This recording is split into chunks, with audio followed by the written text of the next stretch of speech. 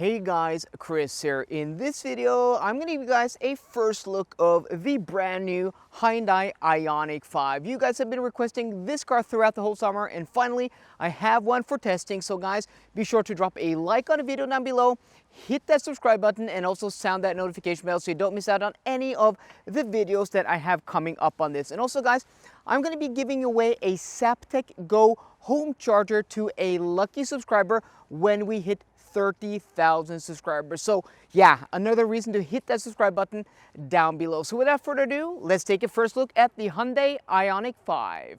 Okay, let's start with the exterior of this Ioniq 5. This is a premium long-range all-wheel drive Project 45. So this car actually isn't for sale anymore, this spec, but this is basically fully loaded. This has the Gravity Gold matte exterior paint color and also the 20-inch wheels. And I think in this spec, this thing looks, well, it looks pretty cool and pretty awesome. I like the wheels, I like the matte paint color. You know, the exterior styling of this car was really cool in photos, and it actually looks much smaller in photos than on, well, in real life. This is actually quite a big car. This is the size as, you know, something like a Ford Mustang Mach-E or a Volkswagen ID4. You know, it is a medium-sized electric SUV, which has, you know, become, well, the market which is filled with the most EVs at the market when it comes to the SUV shape. But, you know, from photos, it actually looks like closer to something like a Volkswagen Golf, but this is much bigger. This is a family vehicle, guys. Okay, so this is so interesting. The design so different from everything else out there. And I was also recently in Germany taking a look at the Kia EV6, which is built on the same platform as this, which is, you know, the corporate cousin. If you want to check that video out, there will be a link in the description box down below. But you know, even though these two cars are the same underneath, they are very different when it comes to the exterior styling. And I must say, I do prefer the exterior styling of this Ioniq 5, and especially in this light here with this paint color, it looks pretty cool. So let's walk around, check the rear end. You know, I mean, the Ioniq now is going to be iconic, no pun intended. But this is such a cool design, and I hope it ages well. What I'm not a huge fan of is the reflectors down here. I think that looks a bit too 70s or 80s, but I am a huge fan of the rear light clusters. So let's see if we can unlock the vehicle and get some animations there. Yeah, I don't think it is dark enough. So if we lock the car, yeah, it only does, you know, those animations, but they look pretty. There we go. There we go. Look at that. That is so cool. You know, it's not only a normal light bar, it's a pixelated light bar. So you have these individual pixels there. It is so cool. I must say, I do like the styling of this car a lot. And maybe, guys, this is going to be a long video because there's a lot of things to talk about. And you can see this is also applied letters here on top of the glass. That is really cool. So I'm really curious to see if, you know, the Hyundai badge will disappear at some time, at one point in time, and then we will only be left with the Ioniq, therefore the Ioniq 5. Okay, let's take a walk around on the other side. So you have all of these grooves. You can see her down here in the lower section of the doors, and that is silver colored. Again, I'm not too sure what I think about that. I do like, you know, the angular shape.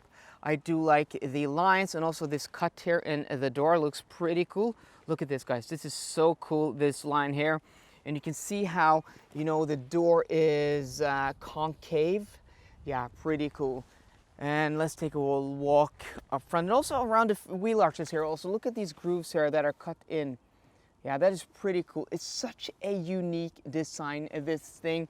And it does get looks. You know, in the past few weeks, I've been cruising around, well, all of Europe with my brand new Audi E-Tron GT, which is Zuzuka gray, basically white. And that car gets a lot of attention for, well, different reasons than this. But this also gets a lot of attention. So it's pretty cool to see this car in person. Even here in Norway, these are becoming, well, quite common. But let's do the lock sequence again on the front. You can see, look how cool those lights are.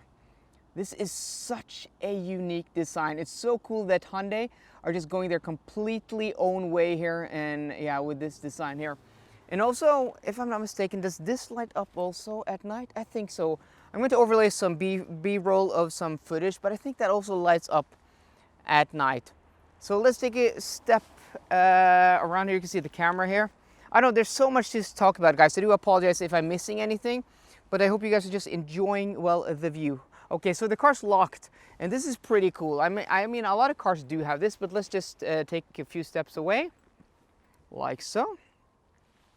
And then with the key in my pocket, I just walk up to the car, and it presents me with the door handles. Let's see if it does that. Yeah, that is pretty nice. I mean, it's really seamless. I haven't had any issues with this with it at all. It's totally seamless, and then when you walk away,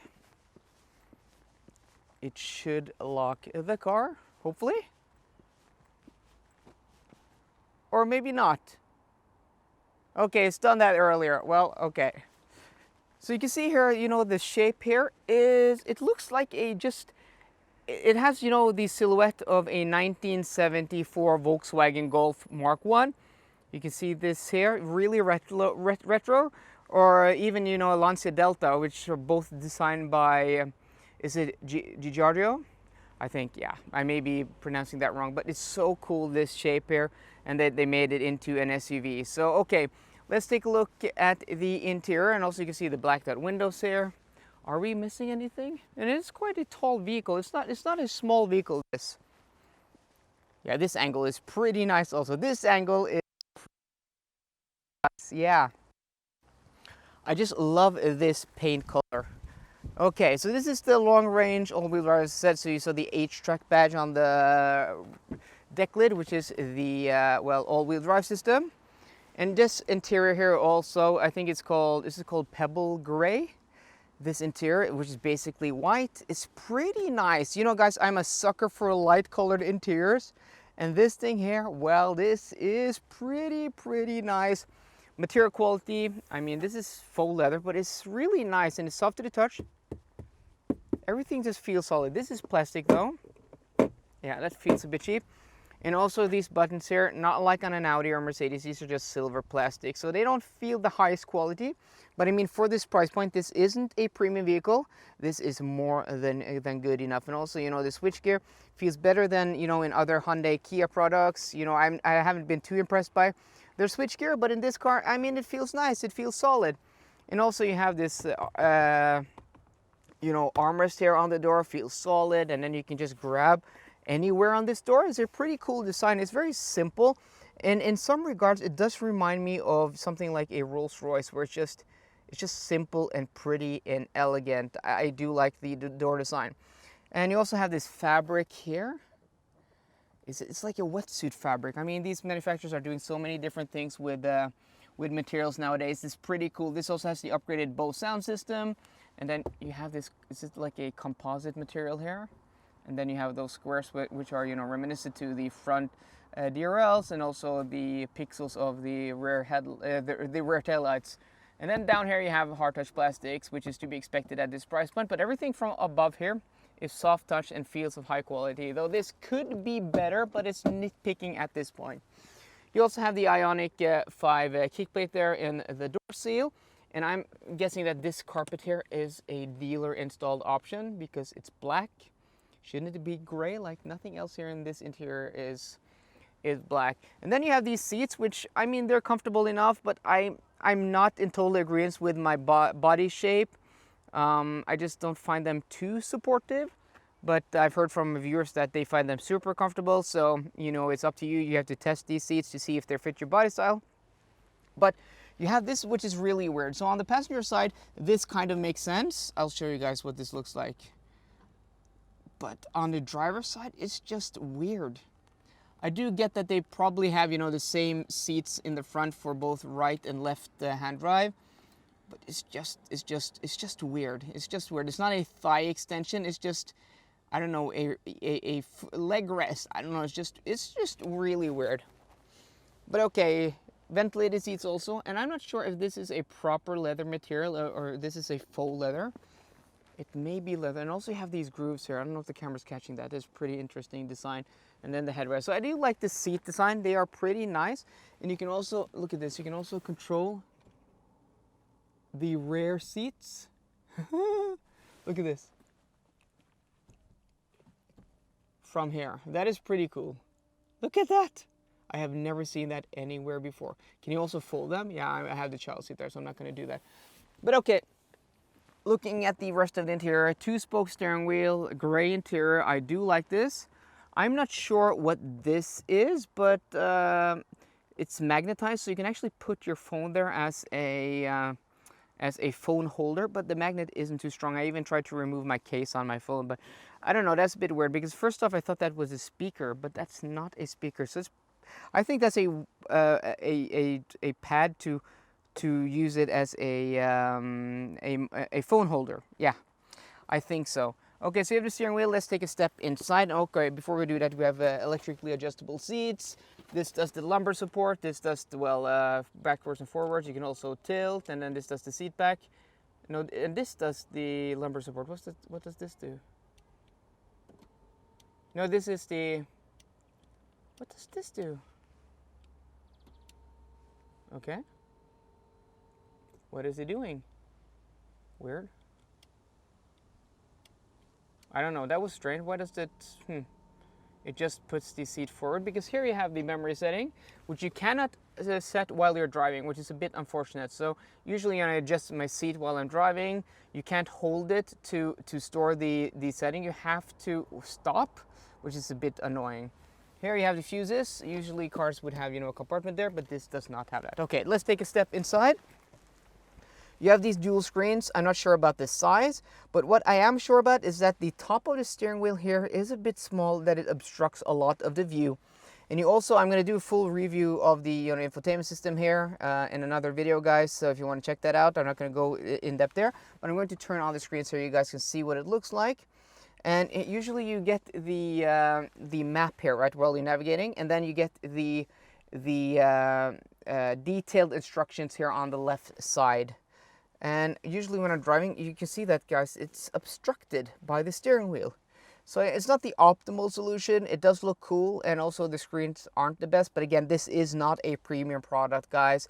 This is, it's competing with Ford and Volkswagen and other non-premium brands. And for that, this interior is pretty nice. Soft touch plastics up top here. Here you do have hard touch, and also here, to be expected. But there's so much interesting materials and layers here. This is soft touch, which is really nice. And you also have physical climate controls there. You have your on button there. You have your, look at that, guys. I'm looking at you, Volkswagen. This has a volume knob and also physical climate buttons, which are lit, not physical, but touch capacitive, but they are lit up at night. Look, talking to you also, Volkswagen. And you also have this gear selector. This is pretty cool. I'm a huge fan of this. So it's, in a pretty nice place, easy place to use, and you just do that for reverse, you do that for drive, and then you press it on the outside for park. It's better than something like a Porsche Taycan, which has it up here. And also, it's also better than the Volkswagen cars and also the i3s, which have it up here. This is just more natural. You can see here, guys, that I'm resting my arm there, and then it's just a natural place to use a gear selector instead of up here. So this is pretty cool. I haven't seen that anywhere before in other EVs. Even the Kia EV6, I think it had an extended center console here, where it had it here. So this has a very interesting center console. So you have cup holders here, and then you have this storage here, which you can open. And then below here you have a wireless charging pad there. And then you also have a USB-A, and then you have USB-A there. Don't you have any USB-C ports here? Interesting. You do have a 12-volt outlet here, but no USB-C. And also you have storage down there. I don't know what you're going to use that for, but look at this, guys. Look how much space there is here. I can put my leg over there. It is pretty cool. So, I mean, this is a very interesting interior, but you do kind of feel like you're driving a minivan because this is open. And also, guys, look at this. You can, there's a handle behind here. I don't know if you guys can see that. Look at that. You can slide the whole thing backwards. I don't know what you would use that for. Maybe just to put your feet here. But yeah, so you can slide the whole thing. That is pretty cool. Yeah, and also this armrest here is pretty soft and comfortable. And then you have, your switchgear here, which is better than something I've tested recently in the Kia e-Soul. This looks to be brand new Hyundai switchgear, and also the steering wheel. This though looks pretty cool, but it's hard touch plastics. And then you have buttons here on the left side for your audio controls, and then on the right side for your adaptive cruise control, and also your auto steer. But I'm going to show you guys that more in detail in the infotainment review. And again, I don't know what the sizes of these screens are, but they look to be somewhere in between like 10 or 11 inches. They are quite slim and quite wide, which may mean that they, you know, have a larger inch size, but you know, the screen size, the real estate isn't too big. Also, glove compartment here. Oh, look at that. That's a, wow, it's a drawer. Okay, that's pretty cool. I don't know if that's more practical than, you know, the drop down thing with being a car, but yeah, it's pretty interesting. Okay, so let's take a step and check the rear seats. Yeah, and also this, guys, this has the solar panel roof. This is pretty cool. So there is no panoramic sunroof here. I'm not sure if you can get it even in other trims. I'm guessing since we're in 2021. But this has the solar panel roof. That's pretty cool. And also, listen to this, guys. The doors feels pretty solid. And yeah, does it want me to turn off? Some of these cars just beep. No, that's now on. But yeah, pretty solid. Yeah, just ignore that. And also the rear seats. Okay, so we are moved a little bit ways back, and yeah, it does feel a little bit cramped here. I must say this seat back feels really close to my chest here. And again, I am not the tallest person. If you were 6 foot or above, you would probably be hitting your knees here. So, I mean, it's a bit disappointing because the driver's seat now is probably set to someone who is around 6 foot, maybe a little bit less. So 6 footer behind a 6 footer would probably, yeah, it would feel a little bit cramped. It's just that the seat comes all the way back here. I don't know, it doesn't look too thick, this seat, but yeah, this headrest also just, look at this, guys, it just feels close to my head. And also headroom. Headroom is also, again, I'm not the tallest person. If you were above 6 foot, you would probably feel a bit cramped here. So I don't know if actually this back seat here is bigger than in the Volvo XC40 P8 Recharge. I think it's about the same size. And also it's smaller than the Volkswagen ID4, I think. It feels smaller. It doesn't feel as airy. You do sit higher in the seat. And it also feels smaller than the Mustang Mach-E. So, I mean, it's about par for the course for the class. But again, materials back here are pretty nice on these doors. It's the same as in the front doors. You also have heated rear seats here in the doors, though these windows here are not automatic up and down, one touch, as the front windows are, but materials are pretty nice. This is nice. Usually cars do skimp on cheap materials here, and you also have vents here for the rear climate, though you don't have rear climate on this car. Again, I'm not sure if you can get that, but this being the premium top spec version, it would have probably had it if it would be available. And you also have USB-A ports, no USB-C. That is pretty strange in 2021. Being a brand new car, I would expect this car to have USB-C and not USB-A. At least it would have, you know, somewhere in between a few USB-As and few USB-Cs, but this does not have it. And also for the child seat here, again, look at it. It just looks smaller than it is. I mean, the rear seat looks bigger than it is. It's not that big. And you also have an armrest here. Let's take a look if we can open this while the child seat is in place. Yes, you can. Oh, this is pretty nice. Soft and nice. You have your cup holders there. Yeah, this is pretty comfortable, so I'm not complaining about that. So let's take a look at the trunk lastly, and also let's take a look at the front first. So you have the release here for the front. And also I do like these, you know, the pedals and the pedal box down here. You can see it says plus and minus. That is pretty cool. So let's go ahead and open this up, and it has a clamshell hood. Yeah, stop beeping, please. Yes, there we go. Okay, so this being the all-wheel drive version, I'm guessing like the EV6, it has basically no frunk, and yeah, it has no, look at this. It's pretty comical. And you know, you may be wondering, why does it have no frunk? This is a dedicated EV platform. My guess is that it has to do with the price point of these cars, and that it has to do with making these cars at a certain price point. You have to, you know, do some compromise when it comes to production and also the architecture.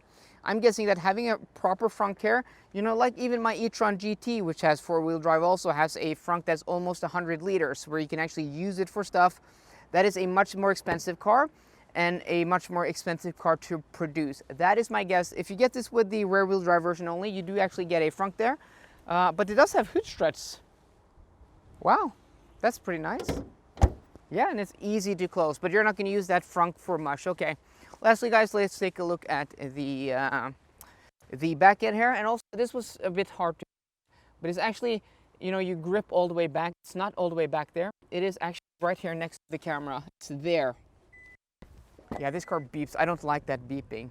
Okay, you have my, you can see I've been drinking Pepsi Max. You also have my tripod there. Let's just move that. Or we can have that there for reference and just move this. And also this divider here sits a bit low.